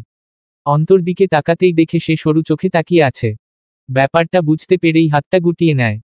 তুতলিয়ে বলে, সরি, এটা থাক আমার কাছে, আমি ধুয়ে দিয়ে দিব। প্রয়োজন নেই। অন্ত হাত বাড়িয়ে সেই সর্দি ললাগা রুমালটা নিতে নেয়। কিন্তু প্রিয়া দেয় না। হাত সরিয়ে নিয়ে বলে, না থাক, এটাতে ময়লা লেগে গেছে, আমি ধুয়ে দিয়ে দিব। ততক্ষণ থাক আমার কাছে। অন্ত কিছু বলল না। তার হাতে কয়েকটা ব্যাগ। ডাক্তার বলেছে কিছু খাবারের ব্যবস্থা করতে যাতে পুষ্পর দুর্বলতা কিছুটা কাটে। অন্ত বাইরে গিয়ে রুটি কলা অন্যান্য ফল জুস নিয়ে এসেছে। ব্যাগ থেকে একটা ব্রেড বের করে বলল, এটা খা। খাবো না। প্রিয়ার চোখের কোণে এক বিন্দু জল জমে আছে। অন্তর চোখে বিধল সেটা। সে হাত বাড়ায় সে চোখের দিকে। ইতস্ততায় গলা বেয়ে নেমে যায় তরল পদার্থ। অবশেষে হাত বাড়িয়ে ছুঁয়ে দিল সে চোখ। বুড়ো আঙ্গুল দিয়ে মুছিয়ে দিল এক বিন্দু নোনা জল। অন্তর হাতের স্পর্শে প্রিয়ার শিরদাঁড়া বেয়ে গড়িয়ে পড়ে তরল। বুকের ভেতর উথাল পাতাল ঝড়। কি অদ্ভুত, কদিন আগেও যাকে ধরে ধরে মেরেছে খোঁচা দিয়েছে আজ তার সামান্য স্পর্শেই গাত্রে অদ্ভুত শিহরণ তুলছে। অন্ত হাত সরালো না, পুরো হাতটা রাখল প্রিয়ার গালে। বলল আদর নিয়ে, এত কাঁদছিস কেন? আপু ঠিক আছে, কিছু হবে না। প্রিয়া বাখারা। একটু স্পর্শ আর ওই চশমাওয়ালা চোখের সম্মোহনী চাহনি, দুটোই তার মুখ বন্ধ করে রেখেছে। কেমন কেমন চোখে চেয়ে আছে অন্তর দিকে। অন্ত হাত সরিয়ে আনে, রুটিটা মুখের সামনে ধরে বলে, হা কর, বাড়ি যেতে দেরি হবে। আপুর কিছু টেস্ট করাবে। প্রিয়ার মসৃণ ভ্রু নিমিষেই কুঁচকে গেল। জিজ্ঞাসু দৃষ্টিতে তাকিয়ে বলল, কিসের টেস্ট? জানি না। প্রার্থ ভাইয়ের সাথে ডাক্তারের কেবিনে গিয়েছিলাম, তখন তিনি বললেন কিছু টেস্ট করাতে। তেমন কিছু না, তুই চিন্তা করিস না, হা কর। প্রিয়া সত্যিই হা করল। মুখের ভেতর পুরে নিল অন্তর দেওয়া পাউরুটির টুকরো। অন্ত অবাক হয়। অন্ত ভেবেছিল এই তো এখনই প্রিয়া মুখ ফিরিয়ে বলবে খাবো না, যাও এখান থেকে, নয়তো বলবে আমার হাত আছে আমি খেয়ে নিতে পারবো। কিন্তু না, এগুলোর কিছুই হয়নি। উল্টো সে অন্তর হাত থেকেই খেয়ে নিল। এই দৃশ্যটুকু ক্যামেরা বন্দি করে রাখলে সুন্দর হতো না? না থাক, এই দৃশ্যটুকু মন বন্দি হয়েই থাকুক। বিকেল বেলা, সূর্যের উত্তাপ তখন প্রায় শেষের পথে। অর্ণবরা এসেছিল সে সময়। পুষ্পর অসুস্থতার খবর শুনে বন্ধুরা সকলে চলে এসেছে। সাথে স্নেহাও এসেছিল অর্ণবের বউ হিসেবে। তাছাড়া প্রার্থর মাও দেখেনি নতুন বউকে। এই উছিলায় বউও দেখা হলো। বেশ অনেকটা সময় গল্পগুজব করে খাওয়া দাওয়া করে চলে গেছে তারা। হসপিটাল থেকে আসার আগে প্রয়োজনীয় সব টেস্ট করিয়ে এনেছিল। ডাক্তার বলেছে দুদিন পর এসে রিপোর্ট নিয়ে যেতে। আপাতত এ নিয়ে আর কোন ঝামেলা হয়নি। পূর্ণিমা বেগম একটু চিন্তায় ছিলেন, কিন্তু গর্ভকালীন সময়ে এসব কমন বলে চিন্তাটা একটু কমেছে। অবাঞ্ছিত চিন্তাগুলো শুধু প্রার্থর মাথাতেই কিলবিল করছে। বাড়ির প্রতিটা মানুষ শান্তিতে থাকলেও শান্তিতে থাকতে পারছে না প্রার্থ। যতক্ষণ পর্যন্ত না রিপোর্টে সব ঠিকঠাক আসছে ততদিন পর্যন্ত শান্তি নেই। 2 দিন পর দিনের মতোই দ্রুত গতিতে চলে যাচ্ছে তাদের জীবন। প্রার্থদের কনসার্টের কাজ চলছে, অফিসের কাজ করছে, পুষ্পর দেখভাল করছে, মাকে সময় দিচ্ছে। প্রিয়ার কলেজ চলছে, অন্তর ভার্সিটি চলছে। দিন দিনের মতোই চলছে। সবকিছুই স্বাভাবিকভাবেই চলছে। আজ 2 দিন পর পুষ্পর রিপোর্ট আনার কথা। সেদিকে কারো তেমন খেয়াল না থাকলেও প্রার্থর ঠিকই খেয়াল আছে। তাই শত ব্যস্ততার মাঝেও সে গিয়েছিল হসপিটালে। সেখান থেকে ফিরেছে সন্ধ্যার দিকে। সবার সাথে স্বাভাবিক থেকেছে। খাবার খেয়েছে মায়ের সাথে। মাকে ওষুধ খাইয়ে রেখে আবার কোথায় যেন চলে গেছে। বাইরে গেল না ছাদে, পুষ্প নিজেও বুঝতে পারছে না। ঘুমানোর সময় হয়ে এলো তবুও প্রার্থ ঘরে আসছে না। সবাই যার যার ঘরে চলে গেছে ঘুমানোর জন্য। প্রার্থরই কোন খবর নেই। পুষ্প তার অপেক্ষায় বসে আছে রুমে। কোলের মাঝে এলাচি। তার সাথে খেলা করছে, গা চুলকে দিচ্ছে, মাঝে মাঝে বকবকও করছে। একসময় বিরক্ত হয়ে এলাচিকে বলল, উনি কই গেল রে এলাচি? আমার ঘুম পাচ্ছে।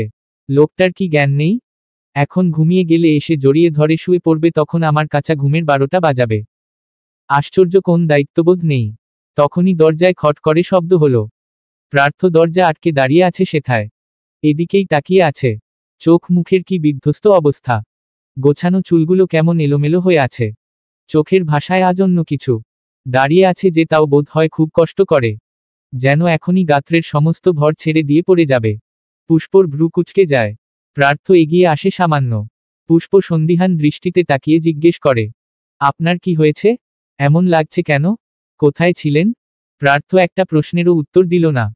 বিধ্বস্ত চোখ মুখে তাকিয়ে পথ হারানো পথিকের ন্যায় আবদার ছুড়ল, আমাকে একটু জড়িয়ে ধরবি ফুল? এই কেমন কথা? জড়িয়ে ধরার জন্য এমন আকুতি ভরা স্বরে আবদার করতে হবে? পুষ্প বুঝল কিছু তো একটা হয়েছে। নয়তো হঠাৎ এমন করবে কেন? সে আর উল্টো কোন প্রশ্ন করল না। কোল থেকে এলাচিকে নামিয়ে দিল। খাট থেকে নেমে এগিয়ে গিয়ে নিজ উদ্যোগে গলা জড়িয়ে ধরল প্রার্থর। প্রার্থ লম্বা হওয়ায় খুব একটা জুতো করতে পারছিল না। আচানক প্রার্থ দুহাতে শক্ত করে জড়িয়ে ধরে এক হাত উঁচু করে নিল পুষ্পকে। গলায় গুজে দিল মুখ। পারছে না তো, ভেতরের সমস্ত দুঃখ ঢেলে দিতে ইচ্ছে করছে। এত কষ্ট প্রার্থ কই রাখবে? নিজের ভেতর চেপে রাখতে রাখতে একদিন মরে যাবে না? পুষ্পর মনে হলো খারাপ কিছু হয়েছে। নয়তো এভাবে এত শক্ত করে জড়িয়ে ধরার তো কথা নয়। এদিকে প্রার্থর শরীর থেকে সিগারেটের উগ্র গন্ধে পেট গুলিয়ে আসছে পুষ্পর। গন্ধটা একটু বেশিই উটকো লাগছে। আর সহ্য করা যাচ্ছে না।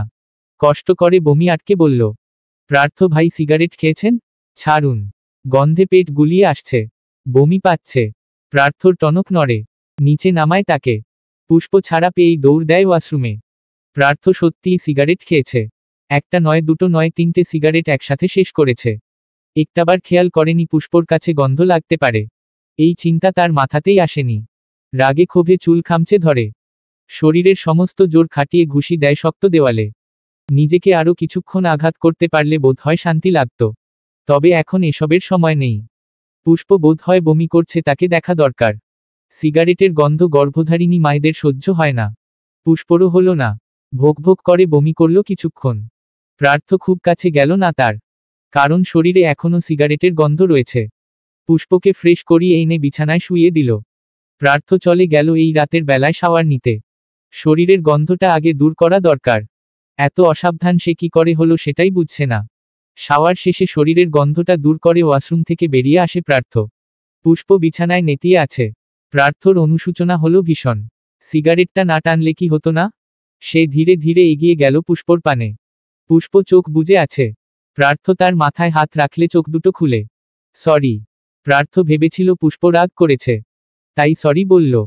কিন্তু পুষ্প রাগ করল না, উল্টো ঠোঁটে কিঞ্চিত হাসি নিয়ে বলল, সরি কেন? সিগারেট খেয়ে আসা ঠিক হয়নি। আমি বুঝতে পারিনি এমন হবে। পুষ্প দুর্বলতার মাঝেও মজা করে বলল, তা সিগারেট কেন খান? ছ্যাঁকা খেয়েছেন প্রেমিকার থেকে? ছ্যাঁকা খেলে মানুষ সিগারেট খায়? খেতেও পারে। এবার এই টপিক বাদ দিন। এরপর থেকে আর ওগুলো খাবেন না। কি বিশ্রী গন্ধ। প্রার্থ মলিন হেসে বলে, আচ্ছা খাবো না। পুষ্প দুহাত ছড়িয়ে দিয়ে ডাকে প্রার্থকে, আসুন শুয়ে পড়ুন। আপনাকে ছাড়া ঘুম আসছে না, আপনাকে ধরে শোয়ার অভ্যেস হয়ে গেছে। হয়তো প্রার্থরও এটারই প্রয়োজন ছিল। সে সময় বায় না করে বাতি নিভিয়ে পুষ্পর কাছে শুয়ে পড়ে। আজ স্বাভাবিকের তুলনায় একটু বেশিই শক্ত করে ধরে পুষ্পকে। পুষ্প ঠিক ধরতে পারছে না প্রার্থর হয়েছে কি, তবে বুঝতে পারছে কিছু তো একটা হয়েছে। কিছুক্ষণ পর পুষ্প একটা প্রশ্ন করে বসে, আজ না আমার রিপোর্ট আনার কথা ছিল, এনেছেন? কিছু হয়েছে আমার? প্রার্থ থমকে যায়। এই প্রশ্নের মুখোমুখি সে হতে চায়নি, তবুও হতে হলো। প্রশ্ন এড়িয়ে যেতে কোনো রকমে বলে উঠে, যাওয়ার সময় হয়নি তাই আনা হয়নি। ঘুমা পড়ে এনে দিব। পুষ্প আর কিছু বলল না। এমনিতেও অফিসে যোগ দেওয়ার পর প্রার্থ অনেক ব্যস্ত হয়ে গেছে। ক্লান্ত শরীরে সেখানে না গিয়েই ভালো হয়েছে। সে আর অত শত না ভেবে ঘুমিয়ে যেতে চাইল। শরীর ফুরবল লাগছে, বেশ কিছুক্ষণের মধ্যেই হয়তো ঘুমিয়ে গেল পুষ্প। কিন্তু ঘুমাতে পারল না প্রার্থ। চোখে ভাসছে রিপোর্টের ওই লেখাটুকু, ক্রনিক সাবডুরাল হেমাটোমা। কানে ভাসছে ডাক্তারের সেই তিক্ত কিছু কথা, মিস্টার চৌধুরী আমরা যা সন্দেহ করেছিলাম তাই হয়েছে। আপনার স্ত্রীর শুধুমাত্র গর্ভাবস্থার কারণে সেন্সলেস হয়নি, উনার মস্তিষ্কে রোগ ধরা পড়েছে। তার মাথায় আগে থেকেই আঘাত ছিল, সেখানে রক্ত জমাট বাঁধা ছিল, এবং সেটিই ধীরে ধীরে বড় হয়ে মস্তিষ্কে চাপ সৃষ্টি করে। এটাকে ডাক্তারি ভাষায় বলে ক্রনিক সাবডুরাল হেমাটোমা। প্রাথমিক পর্যায়ে এর লক্ষণ স্বল্প হওয়ায় ডাক্তাররা হয়তো এটা ধরতে পারেনি। এখন সেটি বড় হয়েছে এবং স্পষ্টভাবে ধরা পড়েছে। এটি আপনাদের অনাগত সন্তানের জন্যও ক্ষতি বয়ে আনতে পারে। সাবধানে দেখে রাখুন উনাকে, এবং দ্রুত অপারেশনের ব্যবস্থা করুন। চলবে।